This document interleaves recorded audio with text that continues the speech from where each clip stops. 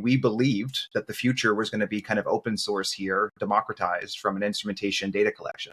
We had heard based on our customer interviews, that's the pain point everyone had. Like switching vendors was hard, managing this instrumentation was hard. No one wanted to do it. So we did place a bet there that it would be necessary.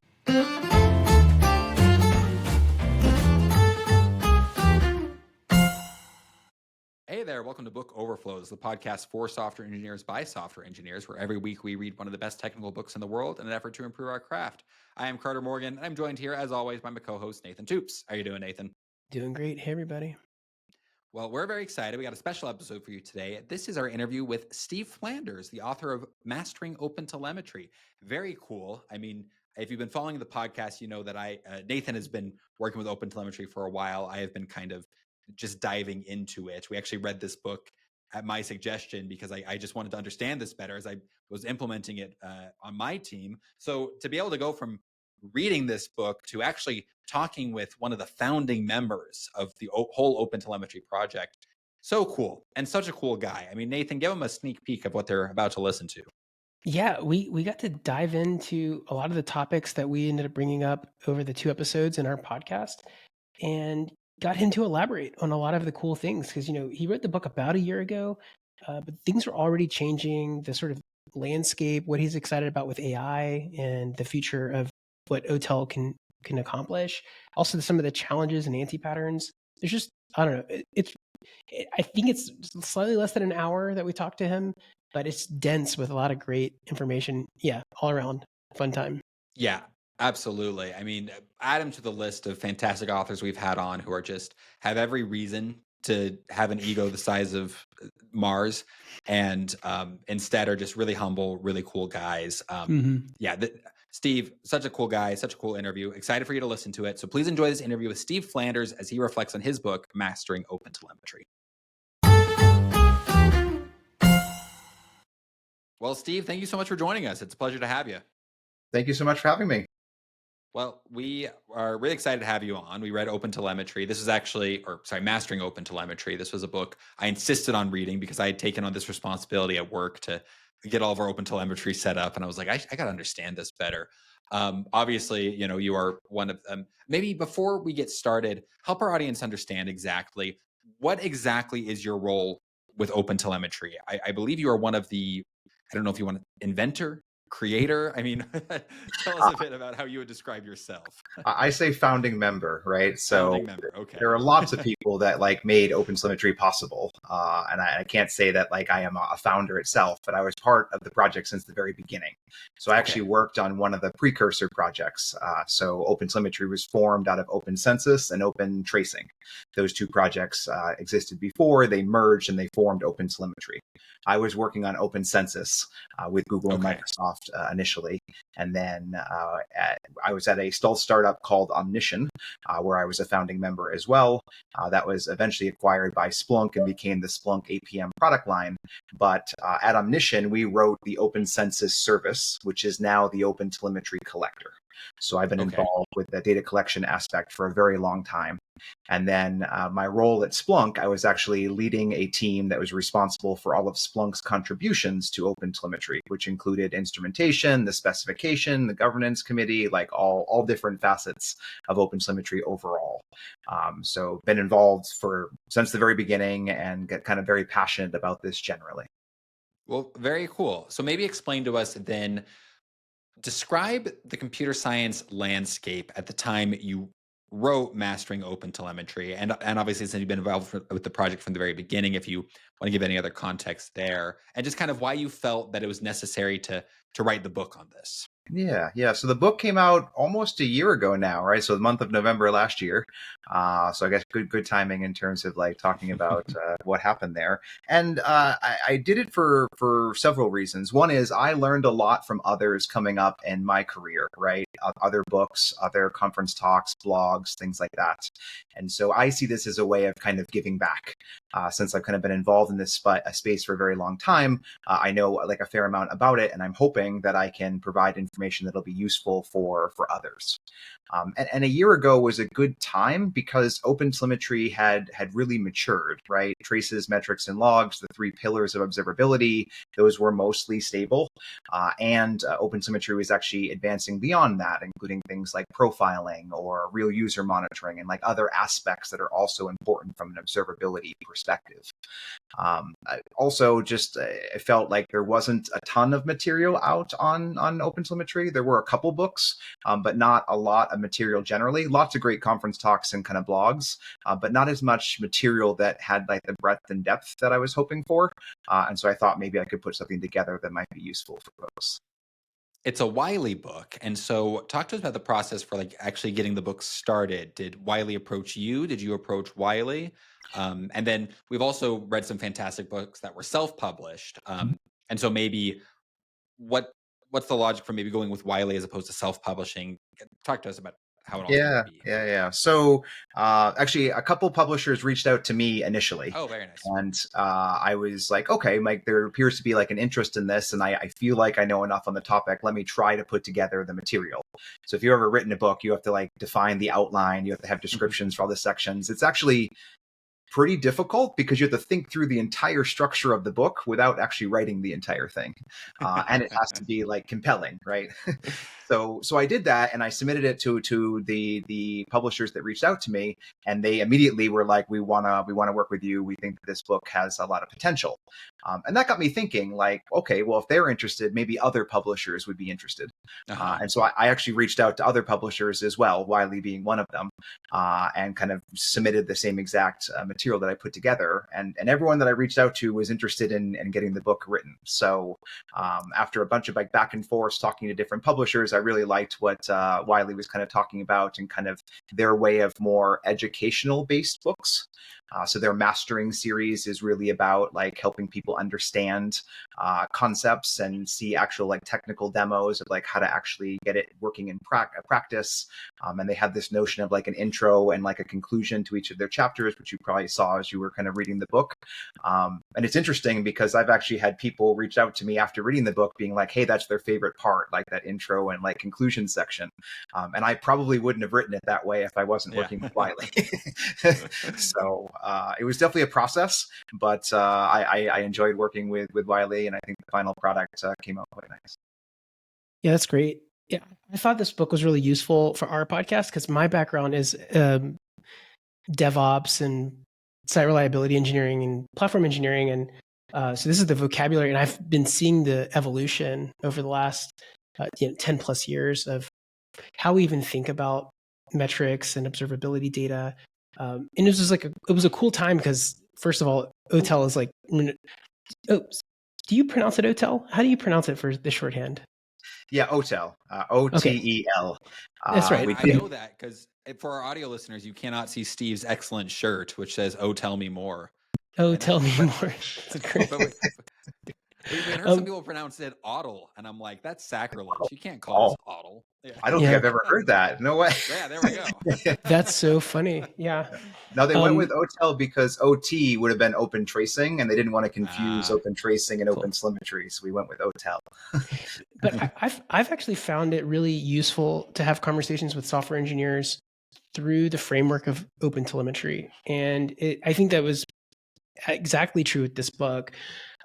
What I wanted to bring up, though, is that we kind of noticed this when we read this book in two parts. It's deeply technical, but there also was some sort of like introductory sort of information sprinkled throughout. And so it kind of you had to kind of switch from super deeply technical mode to like introduction to concepts. Was that a goal that you had from the beginning, or was that feedback that you got from Wiley? I'm always curious, like, how do you balance that?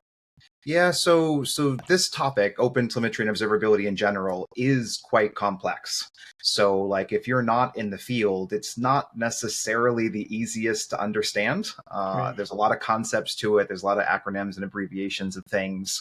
And I mean, there's code, right? So like software development background sometimes is kind of necessary. I was trying to structure the book in a way that I would hope that it's approachable by the largest audience possible. So I didn't necessarily care where you were. Like if you were a pure software developer or if you had never used observability before, I was hoping you could get something out of the book. And so I've actually, especially when I started writing the initial chapters, I rewrote them 5, 6, 7 times, trying to kind of strike that balance of how can I provide at least some introductory information that will be generally applicable if you know nothing about this concept. But if you do know the concepts, you can kind of go deeply to the technical. Here's the code. Here's how you'd actually change it. Here's the output of it. So I'm trying to give a little bit of both worlds. There's pros and cons to that approach. Some people would prefer that you just keep it really high level and just touch on the concepts. Others would say, hey, maybe you should have gone all the way and just gone purely technical and deep. But I tried to strike the balance. I'm actually curious what you both thought as you were reading it. Yeah, I think we always talk about on Book Overflow, and we jokingly call it the end-to-end test, which is just by nature of the podcast, we have to read books cover to cover, right? And some books are really easy and enjoyable read that way, and then some books like Mastering OpenTelemetry are just it's very substantive and very deep. We had one book we loved, what Building Evolutionary Architectures, which broke the podcast because it was like 180 pages, and we're like, we think we can get this done in a week. About halfway through, we were texting each other like, we can't do this, man. There's too much in here. Like we've got to break this into 2 episodes. And so, I selfishly, I think as someone coming kind of from, so we're a little, Nathan and I have kind of overlapping skill sets, but a little different. Where Nathan, you've been really deep in kind of like the SRE stuff. I'm more of your general like full stack product senior engineer, and so. I think selfishly, I might have liked the book to kind of come a little more from the perspective of like, we trust that you're already a senior engineer. Maybe this is your first kind of branch into OpenTelemetry. But then also, Nathan, I think you might have enjoyed a book that was a little more targeted towards you. That was like, I have deep experience with SRE, and I just want to get, like even deeper. Yeah. So I think the way I look at this book is it felt like what I would call like a skip around to the interesting topic kind of thing, where I have some books like, Martin Fowler's Refactoring. You're not supposed to read that cover to cover. You realize that I have a certain type of problem I need to solve. I go deep dive into maybe the philosophy and some of the characteristics. And that's how I felt about this, which again, that's the kind of book I want to sit on my shelf. It's going to sit up there with the other reference books and hop through. I did enjoy it open again this week. Oh, did you? Oh, cool. Yeah. I was reviewing like our config file. I'm like, the book talked about this. Like, let me go look that up. Right. So this is great to hear because this was definitely the intention. I mean, I don't expect everyone to read it cover to cover, but I'm hoping that if you go to a chapter, you get some introductory information, you can go pretty deep, and hopefully you can get something out of it. So that's great to hear.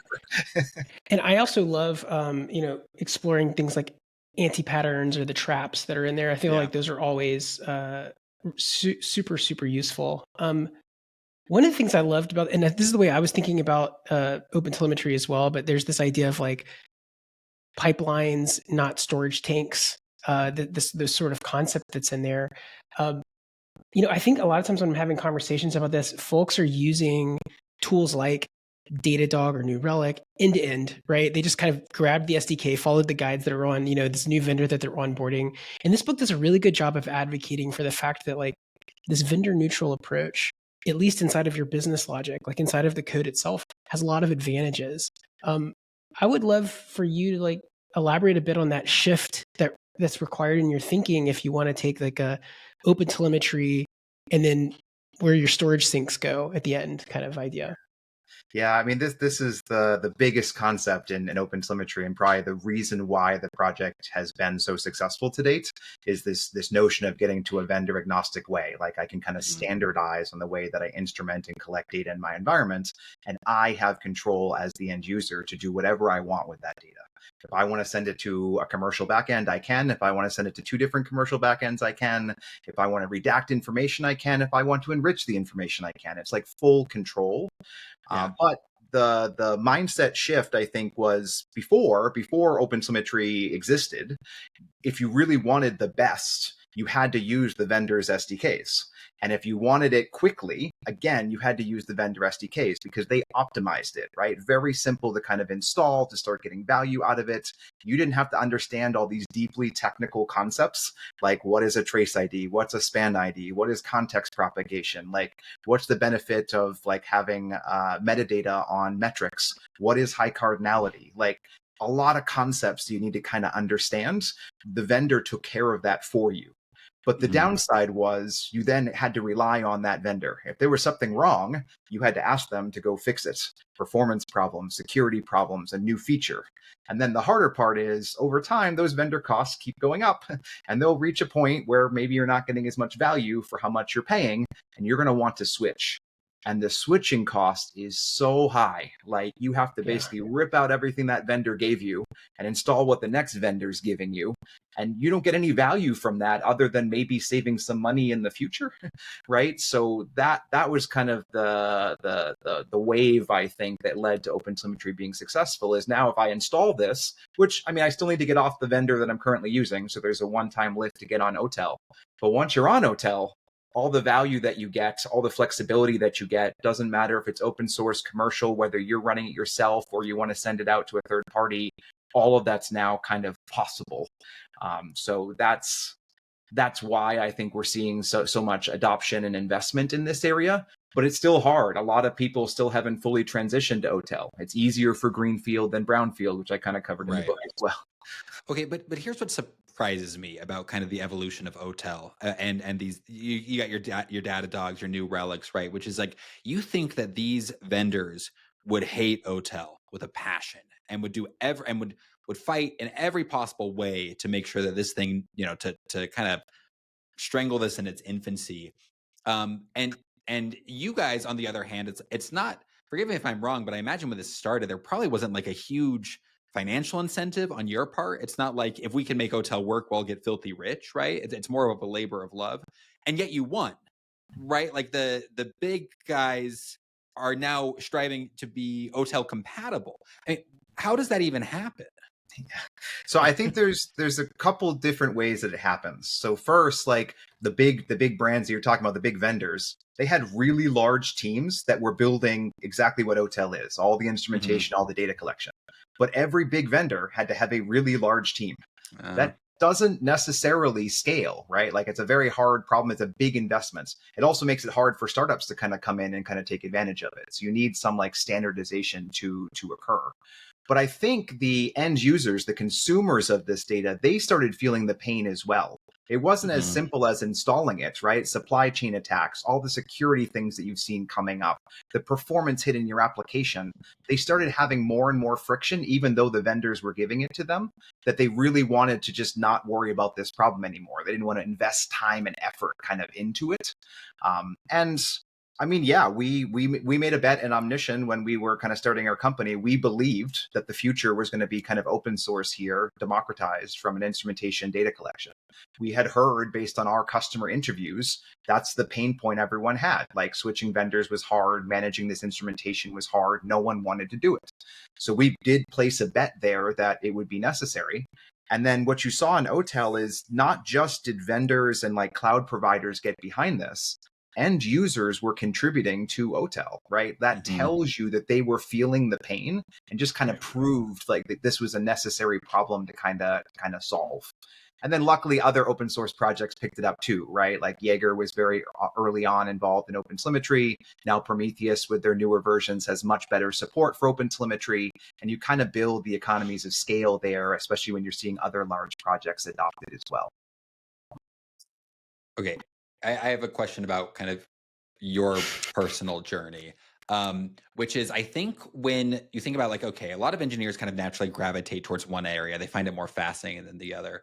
And I think for people outside of software engineering, and maybe even some people within software engineering, there's some areas about that kind of make sense. Like if you say, oh, I'm really into AI, it's like, well, of course, that's the hot new thing. It's bleeding edge. If you say I'm really into like UX, it's like, oh, well, that's very flashy. There's a lot.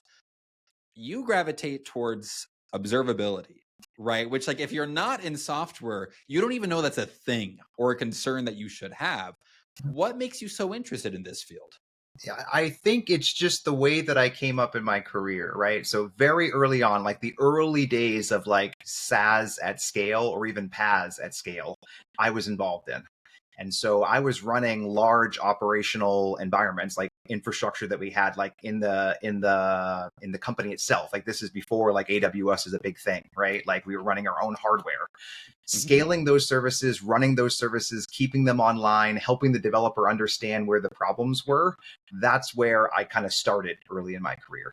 And so I used to write custom tooling, which would basically help like network engineers troubleshoot their switches or help like system engineers understand like why the infrastructure is behaving the way that it's behaving. And when I started to actually play with, I mean, I guess monitoring tools, it wasn't even observability tools yet. I saw the value of, hey, I don't have to write like custom scripts for you and hand that over as like static configs. You can start querying for, as long as you send us data, you can start querying for the problems that you have. I can build some custom alerts for you. You can then enrich those alerts. I can give you more kind of control of that data. And I kind of saw the value of it. Now, I started early on with logs. Logs are great from like a last mile root cause analysis, but I don't know if you've ever tried to stitch logs across disparate systems. Oh yeah. Not a great experience. And so I kind of realized early on, oh, well, I know what I'll do. I'll go to the software development teams and I'll have them update their logs. Yeah, that just doesn't work, right? Like it's just, it's not a viable option getting everyone to kind of fix it. And then I got introduced to tracing and I'm like, oh, context propagation, like this is great. Now I can actually pass context between my calls and I can stitch this entire thing together and I can still get down to logs when I need them.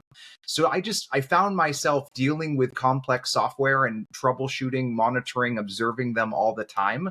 And so I really got interested in this space. And then I had the opportunity to work an observability product at VMware, which really got me into this, got involved in the open source community, and just it kind of snowballed from there. And I feel like I've been kind of lucky because I've had the opportunity now to build logging, metrics, and tracing platforms. So I've seen like all different aspects of observability and like the pros and cons, the problems that people experience. And now you mentioned AI, right? That's the next wave on top of all of this that I think is going to be really interesting. So I don't know. I've grown passionate about it, and I like providing value to end users so that they can hopefully observe their systems better. So I'm gonna dig in on that last thing you just said. What are you excited about as far as observability and AI tooling? Like, where do you see that going? Yeah, I see at least three different areas for AI and observability. So the first would be like observing AI systems themselves, right? So again, if you go back to OpenTelemetry, it collects telemetry data. There are LLM telemetry data that needs to be collected because you're going to want to monitor those models. How are they behaving, performing? When are there errors? You even want to probably get into like token utilization or whether or not your queries are like efficient or effective or not, if you're leaking PII, all sorts of interesting things that you might want to monitor or observe from an LLM perspective. And there are a couple projects that support OpenTelemetry today that are helping do that. OpenLit and OpenLimetry are the two big ones. I'm sure that there's others as well, but those are the two that I'm quite familiar with. But I think that's an interesting space. How can we get GPU data? How can we actually monitor this and pull it into our observability platform? So that's one category. On the opposite side of the house, it's in the observability products themselves. What AI capabilities can you provide to the users that are consuming your product, right? So today you get like static dashboards. Great if you've had a problem before, or great if you want to like monitor whether things are upticking in the right direction or the wrong direction. But like if you want to dynamically understand what's happening in your environment, static dashboards are not really where it's at. And I believe that in the future that static dashboards will start being replaced by dynamic dashboards that are AI driven. I think that you'll be able to like ask questions literally of your like chatbot in your observability tool, and it will kind of run the queries for you, build a dynamic view, help you get to problem isolation and root cause analysis very, very quickly.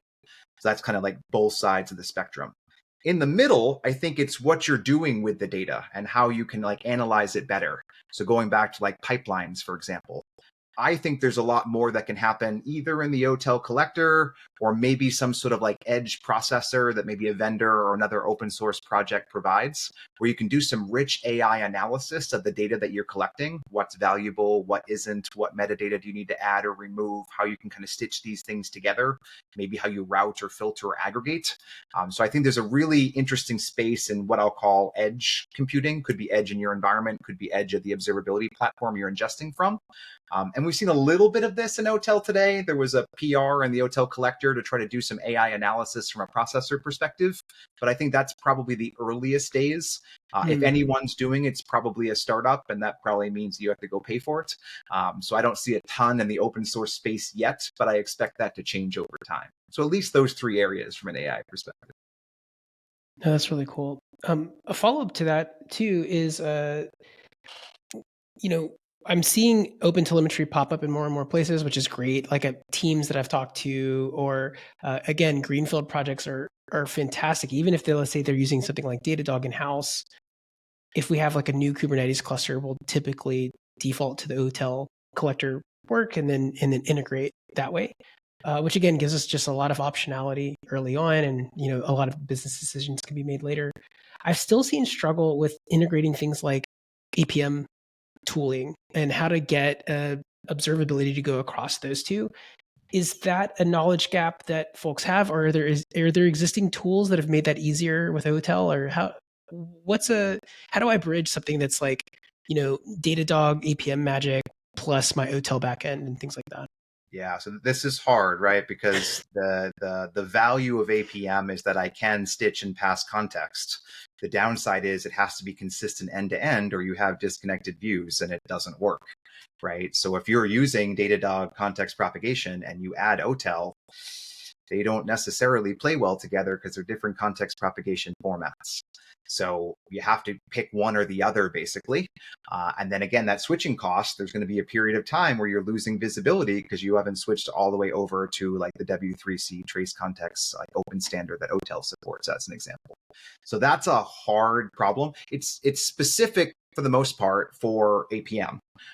Because metrics, you don't typically pass as much context. Maybe you're enriching it with like infrastructure metadata, but like doesn't matter as much. But even in the case of metrics, if your metrics names change, then your dashboards may not work, your alerts may not work. So like even that has a cost associated with it. This is why you kind of need all the data to route through, say, the OTel collector, and then you might need to do some like pre-processing to normalize some of this. But it's not easy when you're talking about taking a non-standard or like a vendor-specific standard and then trying to map it to like an open standard like OpenTelemetry is trying to provide.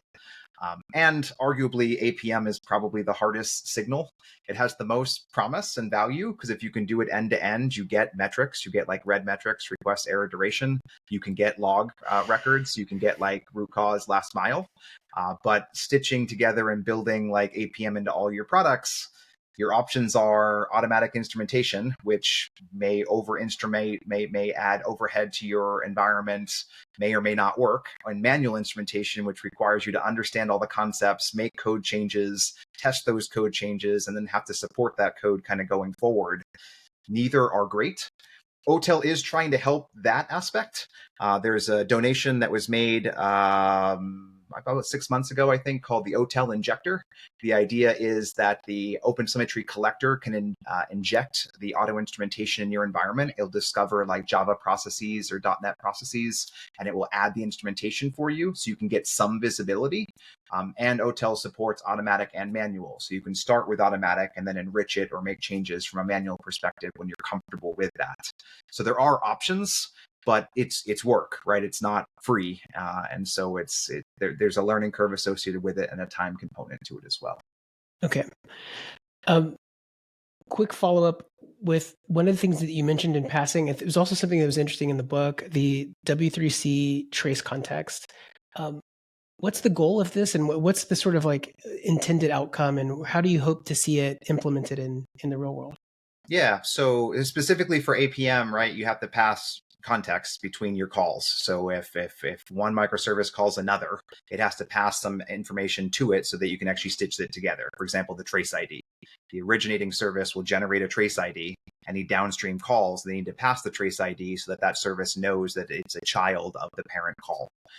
So before W3 trace context, there was no open standard for this. So Datadog has its own format. New Relic had its own format. AWS X-Ray has its own format. And as we were just kind of describing, unless you're all in on that vendor, if you use another vendor, you're going to break the context propagation because they're two different formats. Or if you want to switch vendors, again, you have to you have to remove like Datadog's version and then install like X-Ray's version, and there's a cost associated with that. W3C is a standardized version, a completely open standard that's available that provides this context mechanism. And if you use it, the idea is it doesn't matter if you're using X-Ray or Datadog. You can stitch everything in an open format, and you can switch vendors with a much lighter lift. That's kind of the promise of it. Yeah, that's it the also dream. That's the dream, right? And again, for greenfield environments, easy. For brownfield environments, more work. But if you're going to get off a vendor anyway, you might as well go invest that work right now, because then you'll move to that open standard and hopefully not have to worry about it again. Thank you.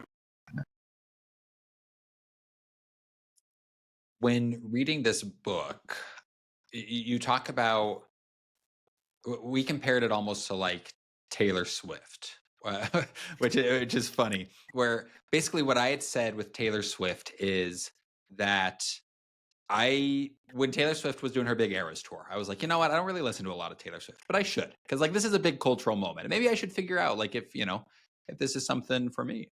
And then I listened to it and I was like, you know what? Like, I don't think I'm a Taylor Swift fan. Like, I think she's writing great music for a lot of people, but it doesn't make sense to me. But I can appreciate that because she knows who she's writing for and she writes towards it.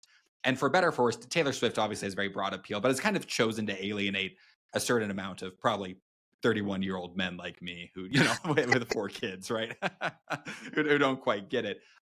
So you're writing this book and you say that you want to kind of do the opposite. You want to go with a very broad approach for kind of anyone. I mean, as an author, talk to me about the pros and cons of like, why did you choose to do that broad approach as opposed to instead of thinking maybe about someone more like Nathan and being like, you know what, this is going to be the book that's going to level up an experienced SRE to be an expert SRE. And yeah, I guess maybe explain why you chose the approach you did. Yeah, I think it's just based on my experience dealing with customers and end users, right? Like I'm sure you've all read technical documentation before, right? Yeah. It's really hard to write good technical documentation. Yeah. Do I give you like a step-by-step guide? Is it procedural? Do I tell you how every feature works? How do I handle release notes? What happens if things change between the versions? How do you make sure like the documentation you're writing today is applicable a year from now? So with that kind of mindset, I was like, hey, I want to try to make this be approachable where it's not like you have to have all this deep expertise. You have to be an SRE in order to get any value out of this, right? Because OpenTelemetry is kind of an open community. It's still growing, very inclusive, I think. And the idea is we want to get more thoughts and more people that can kind of ramp up on the topic, because bringing in that outside perspective, I think, is what's going to provide the value for the project long term and actually evolve open observability as like a topic. So I approached it from that mindset, with the hope being that like, if it is really successful, I'm more than happy to do like a deep dive just for SREs or just for experts or just for like developers that are dealing with observability problems. I thought that could be a follow-up, but I didn't want to start with that because I think it would have really narrowed like the market of people that would be interested in the topic. And I figured I'd get more feedback on a breadth first approach and then could do depth later if need be. And Carter, I think this is a great example actually, where you don't have any SREs at your company, right? It's all software engineers. No. Yeah. We're a small startup. We got a team of about 10 engineers, and it's kind of an everyone does everything setup. Yeah. Yeah. So it sounds like it was I mean, because other than we've had some private conversations, which again, I'm mostly just kind of like egging you on about having some confidence about making these decisions. But I mean, it's been cool to see software engineering led efforts to do these observability things, because it really shouldn't be gate kept by someone like me, right? Yeah. So that's really cool. This all started because I was explaining, I joined this startup about 6 months ago or so. And it's a Series A. And so it's maturing and kind of just barely getting from the point of like every single day our Bud is on the line, and we might not exist tomorrow. It's like, okay, we have some room to kind of like mature our systems. And so I was describing the current state of our infrastructure to Nathan, and he was just roasting me over text. He's like, "What are you doing?" And I was like, "Shut up." And so I was like, you know what? I was like, you can't measure anything. Come on. Yeah, I know, right? So I was like, "OpenTelemetry." I was like, you don't know what the health of your system is. Come on. I know, right? We know that Elastic Beanstalk is running. Thank you, right? Yeah, but you have to start somewhere, and that's I agree. That's the other part of the book, right? I try to approach it from, if you're in a startup or you're in an enterprise company, there are certain things you can think about and you may choose not to prioritize them. You're probably not worried about scale today in a 10-person startup, but eventually you need to think about those concepts. Should you like make changes today, or should you just worry about that later, right? I tried to cover some of those topics as well, because everyone's environment's different. Everyone's business use case is different, right? Like if you're rapidly growing, maybe you don't care as much. If you're always having observability issues and your system's down, you probably care a lot more, right? Like, where are you on that journey as well? We've talked about this with some other authors. By the time this goes live, our interview with him will be live too. Dan Heath, have you ever read the book Made to Stick? Not everyone has. No. It's not a computer science book, and it was written like back in 2007, but it's all about this idea of kind of like what makes ideas naturally sticky. Kind of like, ideas that you remember, ideas that kind of get passed on, the archetype of that kind of being almost like urban legends. Really interesting book. And so we had him on the podcast, and we kind of asked him and said, like, why did you choose to write about this? And he said, like, because it sounded fun. And we're like, is that how you do your whole career? Do you just choose what sounds fun? He's like, yeah. And he said, because he trusts the natural kind of flywheel of like, if I work on what I'm passionate about, I'll work hard. And if I work hard, then people will recognize that effort, and that will reward me with other opportunities. And out of those, I can just kind of pick what I seem the most passionate about. It sounds like you might have taken a similar approach, that you were just passionate about this. And I guess, have you noticed that in your life too? That just as you work on what you're most passionate about, that you've seen those kind of same opportunities open up for you? I would say yes. Like what you just said resonates entirely with my experience, right? Like I'm very passionate about the work that I do generally. I like to put in a lot of effort. I want to like be successful or provide value or something to that extent. And for me, like I have to believe in what I'm doing and what I'm working on for that to happen. So yes, I have to like the area that I'm kind of working on. Even like the last startup I was at, right? Like I had this whole like decision matrix of, would I join that startup or not? At the time I was in a corporate job. Do I want to go back to kind of startup life? And for me, like I had to believe, like, did I think that the company could be successful? Did I think that the team was actually like really good and could actually go execute? Did I think the timing was right? And did I believe kind of in the strategy of where it was going, right? Like certain checkboxes had to be hit for me. The same applies, I think, to observability and like OpenTelemetry, right? Like I like solving technical problems. I like providing customer value. Observability is a technical problem that needs to be solved. It touches on different aspects like scale, distributed systems, evolving architectures, migrations or moving to like new tech stacks. Like I love those types of things. And so that allows me to put more energy and emphasis kind of behind it, and hope that others share that passion or kind of see the value kind of out of it. And luckily, like OpenTelemetry and observability remain successful. So yes, I totally resonate with what you were just saying. That's awesome. I sometimes in like some like the experienced dev subreddits or just the computer science subreddits in general, people will kind of be like, what keeps you passionate, or how do you keep working hard? And it's a common response. And I respect it. I get it from people. They say, I look at my bank account. That's what keeps me working hard. And like, I get it. Like, I think there's some people like that. For better or for worse, I'm just not wired that way. Like I'm just learning that about myself. Like, you got to work on what's. It doesn't feel like an authentic answer. I feel like that feels like a Reddit answer to me. Hey, I'm gonna call that Maybe one out. it is, right? Because I'm learning that about myself. Like I got to work on what I'm passionate about. So I find stories like yours very inspiring, because obviously, that I think it's easy for people to kind of look at someone like you and to be like, oh, well, he must just be a genius. And obviously you're very smart, but I think people underrate what we're talking about, which is that you found something you're really passionate about, and you've been able to leverage your natural abilities effectively because you've pursued what's interesting to you. And I don't know. I find that really inspiring. That's not really a question. I just want to say that I find that inspiring. I mean, for me, that's what works, right? Everyone's different, so you choose your own kind of adventure. But for me, yes, you want to find out what you like versus not, what you're good at versus what you're not. It's not that you should shy away from what you're not good at. Like I've grown a lot in the observability and OTel space. Like I had done open source before, but not at scale with huge governance committees and like how do you like get alignment and consensus and like SIG meetings and all this other stuff. So I've learned a lot along the way, but I at least had an interest there. I had some experience there and I was able to build on top of it. And I know that like having an impact from a bigger scale and including other people's opinions were like important to me. So like leveraging those, I think really, really matters. So yeah. In the book, you present a maturity framework, and I love these kind of things. It's just helpful. Again, we were able to talk about different companies we've been in and what maturity level we kind of felt that they were in. I think level 1 was something like basic monitoring, and all the way up to, I think it was level 5, which is like autonomous observability, which I read that and I was like, I wish that I've ever been in an environment like a level 5.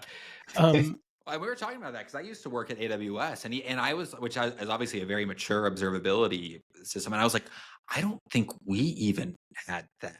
Right. And so very aspirational and very cool to think about. Yeah. So my question is, what percentage of organizations actually ever get to like level 3 plus? Like, you know, something that, which I think is the proactive observability level, I think is the book outline.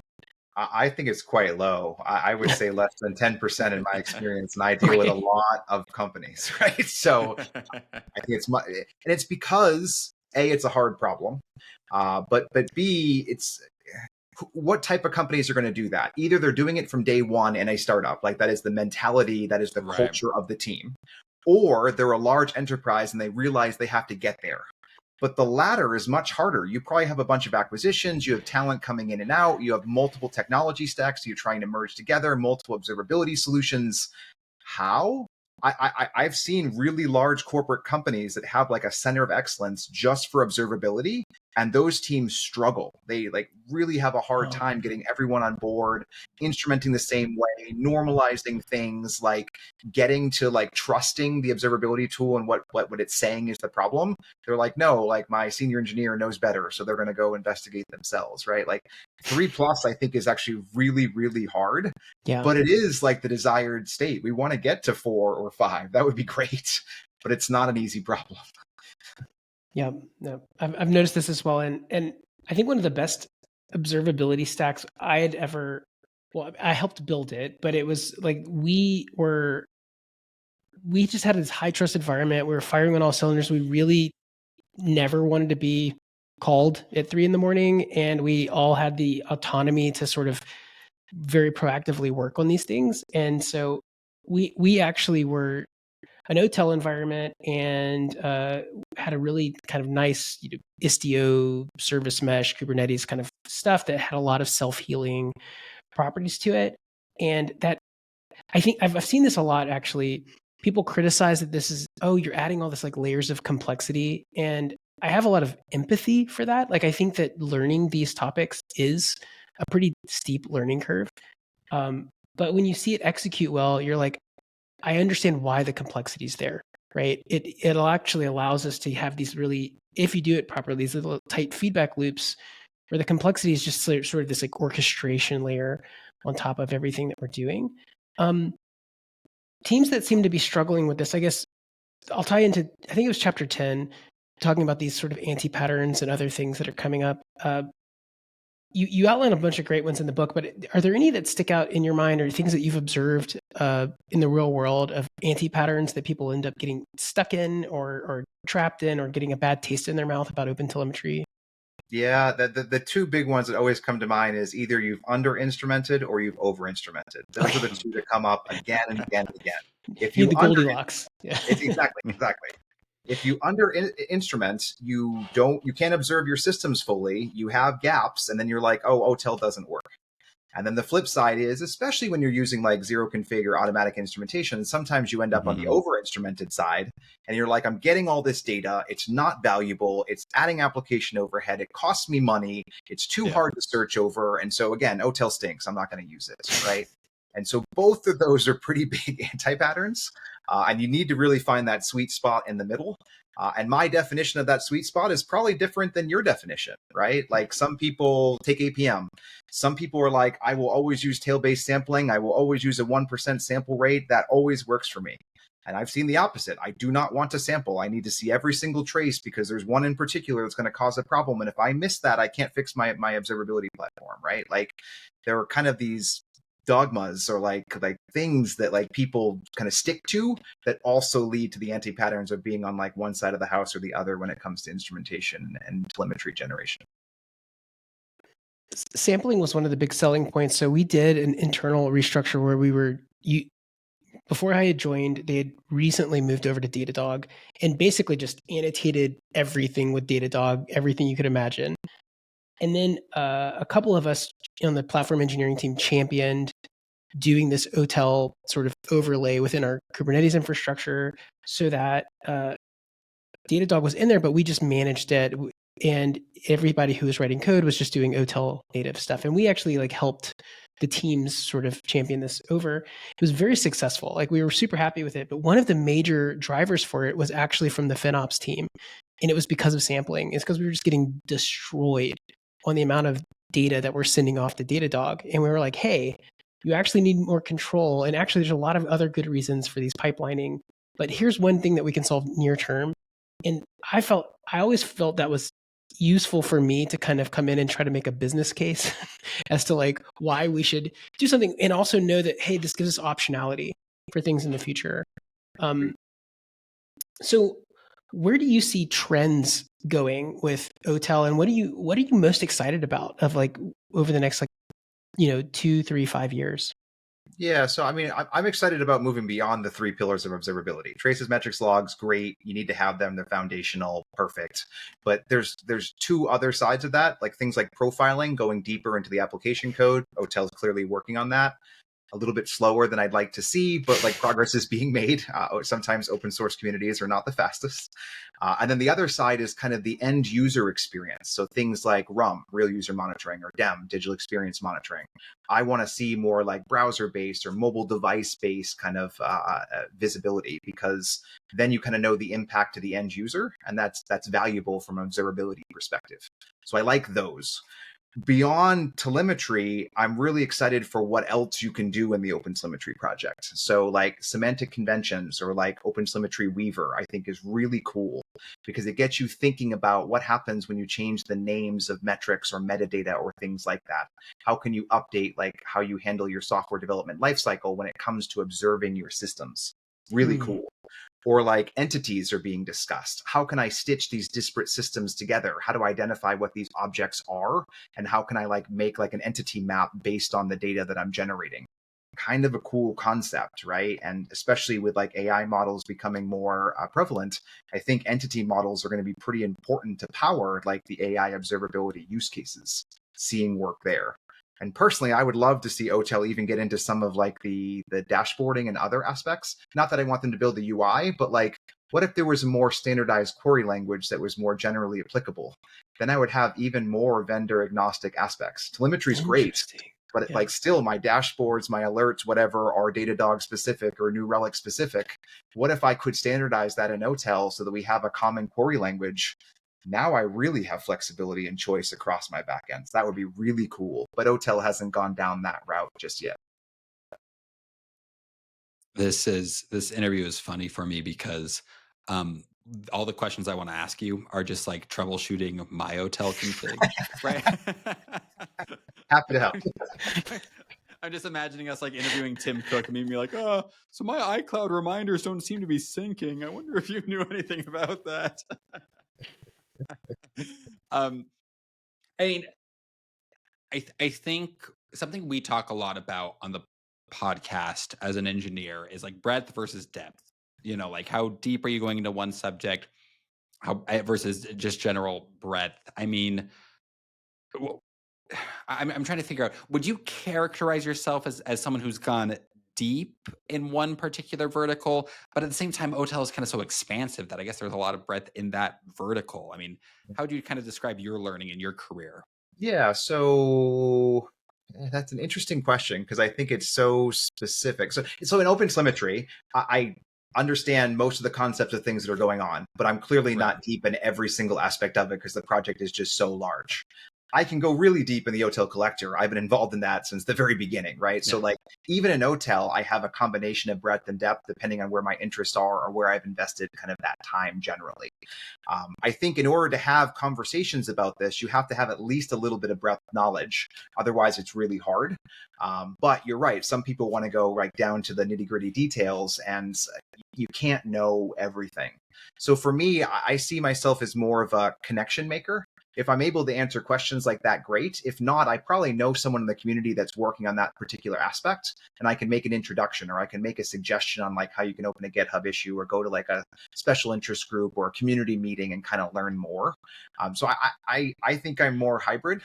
I do a little bit of both. There are certain areas that I love going very deep in, but I realize that you can't go deep in everything. It's just not possible. These projects are too big. Yeah. Uh, it's one thing I love about our industry though, and our craft is that there's there are some fields that like if you work hard and learn a lot, like there's a bit of diminishing returns. Like you can imagine like being almost like a cashier or like an Amazon delivery driver, which like, hey, there's value in an honest day's work, right? But to a certain extent, if you get really, really excellent at delivering packages, it's like what's kind of the limit on returns there? You're going to bump into it pretty quickly. It's just not true in our field, right? Which is that the more you learn and the harder you push yourself, like you get I mean, you have to kind of play your cards right and know which jobs to take and things like that. But in general, like you're rewarded, which is really neat. Have you always been someone who's kind of been driven to go deep on a subject? Have you been kind of a lifelong learner like that? Or is it something maybe Nathan and I kind of joke about that ourselves? In some ways, we're late bloomers when it comes to software engineering. We both kind of found it later in life. Yeah, is this something were you always kind of driven and studious like that as a child, or did you kind of grow into it later in life? Yeah, I love figuring things out when I was younger, right? Like going deep in something, understanding how it works, understanding how to fix it generally. And I'm not even talking about just software, like anything, Right. could be hardware, plumbing, electrical, stuff like that. I've done all sorts of interesting like projects, kind of understand how they work. So I think I've always been naturally curious and a bit of a perfectionist. I want to understand how that thing works well enough that I can provide value or fix it or understand like when like how to change it if I need to change it. And I think that kind of transferred over into my experience and career from a software development perspective. Again, early on, I think my focus was, hey, if I can learn one thing really, really well, that would be great. I remember early days back when VMware was still kind of popular. I loved virtualization, and so like I really dove into that, tried to fully understand like how it works, why it works that way, how I can optimize for it, and kind of brought that passion into my work. But I would also describe myself as a lifelong learner. Like I think I realized as I went to college, as I started traveling for work, as I started like meeting other people, that there was so much that I did not know or did not understand. And again, you can't know it all, but I'd rather have some exposure to it and learn and figure out like where I need to understand better, or maybe another topic that I want to go deep into. And so like that lifelong learning, I think is something that has been very important to me. I got my MBA as kind of result of that. I wrote a book kind of result in that. Like I did different aspects just to kind of get more of that breadth generally. And even now, right? Like instead of like focusing deep, I think I'm focusing on more like strategic wide things. But I'll still own certain aspects of that strategy and try to drive them to completion. So I'm always trying to find that balance. But I think personally, my growth has been from more specific to more broad. Like I'm kind of moving in the opposite direction is the way that I Oh, see it. interesting.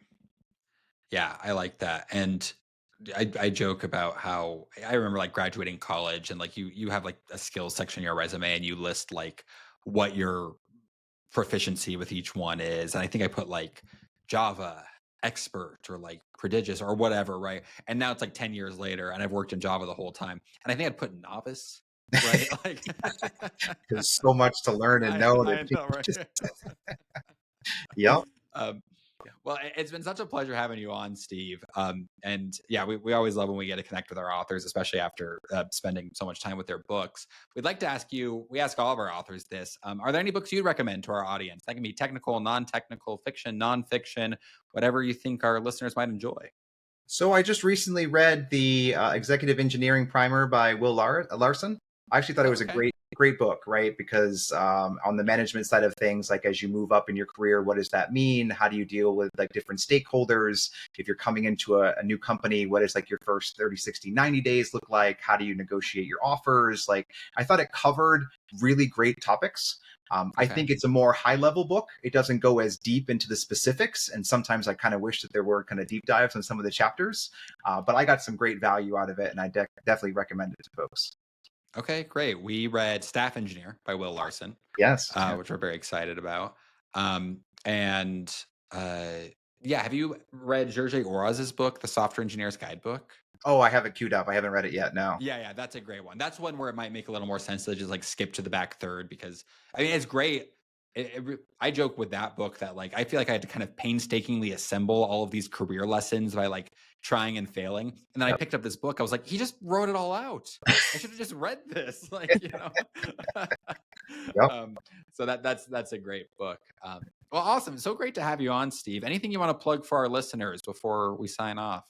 Well, I mean, hopefully see everyone that's interested in OpenTelemetry in the OpenTelemetry community, right? There's a lot of great community meetings, weekly, bi-weekly. There's a whole calendar dedicated to this. The project's very open. So if you go to any of the OpenTelemetry GitHub repositories and go to issues, there's a label called Good First Issue. Great for people that want to kind of get their hands dirty with OpenTelemetry, whether that's code, documentation, examples. There's a demo environment. There's so many ways you can kind of contribute. And of course, if you attend things like KubeCon, North America is next week, Europe's going to be in a couple months here, right? Another great way to kind of plug into the OTel community. So hoping to see people out there. That's awesome. And I love when an open source project kind of labels like good first issues, because I have often found it intimidating to contribute. So that's great. So listeners, get out there. Come on. Don't just mooch, contribute. Well, it's so great to have you on, Steve. And listeners, you can always contact us at contact@bookoverflow.io. You can find us on Twitter at BookOverflowPod. I'm on Twitter at Carter Morgan, and Nathan and his work with his newsletter, Functionally Imperative, or functionallyimperative.com. Steve, can't thank you enough. Such a pleasure to meet you and to get to ask you all of our questions about the book. And again, thanks so much for coming on. Thanks so much for having me. All right. We'll see you around, folks.